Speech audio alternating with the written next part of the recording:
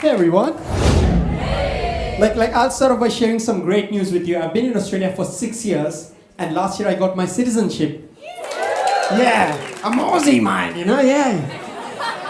And to celebrate getting my citizenship, I went to Bali. Yeah, Aussie, man, yeah.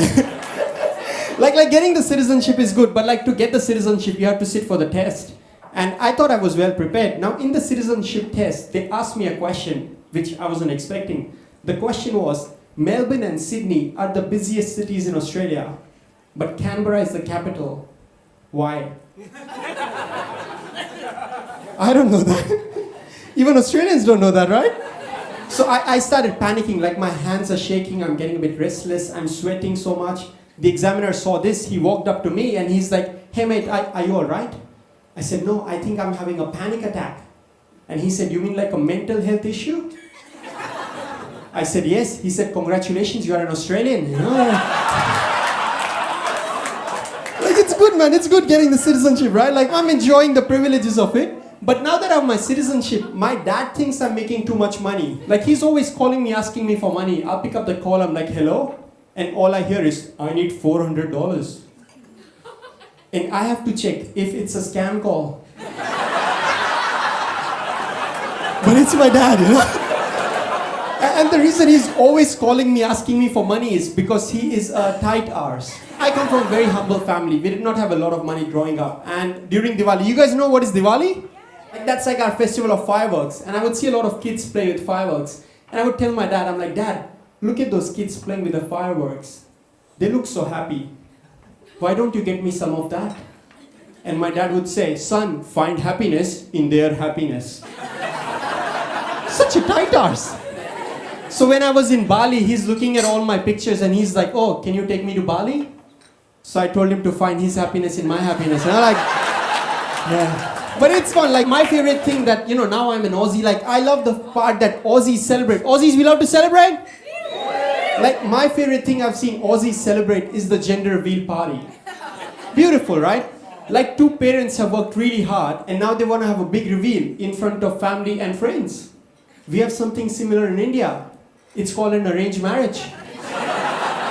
For those of you who don't know much about me, so my dad is Hindu, I practice Hinduism. My mom is Muslim. And they sent me to a Christian school.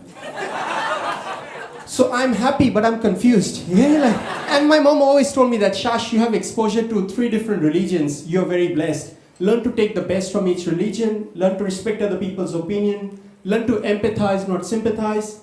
But have a Muslim marriage. If you don't know, in Islam you can have more than one wife, so I was like 100%, But this is how a traditional Indian Muslim marriage happens, right? I would be standing here, my bride is on the other side, there is a curtain in the middle. The vows have been said and we are married. And after the whole ceremony is done, they raise the curtains and there is a big reveal. And the reveal is, it's your cousin. Very happy to be in Australia, guys, And just on that note, I did that joke in Tasmania and nobody laughed. I do miss home, and whenever I miss home, right, this is what I do. I take the train when there is a busy event at the Optus Stadium. A while ago, I was traveling on the train and there was a guy standing right here.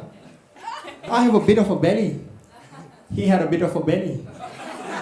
So to avoid making things awkward, we had to synchronize our breathing, But then I got distracted and our bellies touched. We've been together for a year now, so thank you. And in case you were wondering, that's how I got my citizenship, guys. But I'll leave you guys on this note, right? Of course, I'm from a different culture, and the last 6 years have been beautiful, where I've adopted your values and learned to be an Aussie, right? But there's so many things that Australians can learn from us, and I can learn from Australians, right? Australians have taught me to enjoy life one day at a time, buy a jet ski, just enjoy life and not overwork yourself. Because Indians, they just work. They have 6 investment properties, but they work so much, right? But Aussies can also learn something from us. We in India, we value our families so much, right? We always talk to them. But I've seen that some Australians, the families are broken because of basic issues like the trust fund. Before coming to Australia, I used to think where there is a will, there is a way. Now I'm in Australia, I'm like, if there is a will, I want to be the beneficiary, you know? Guys, you've been absolutely amazing. I've been Shash Kapur. Enjoy the rest of the night. Thank you.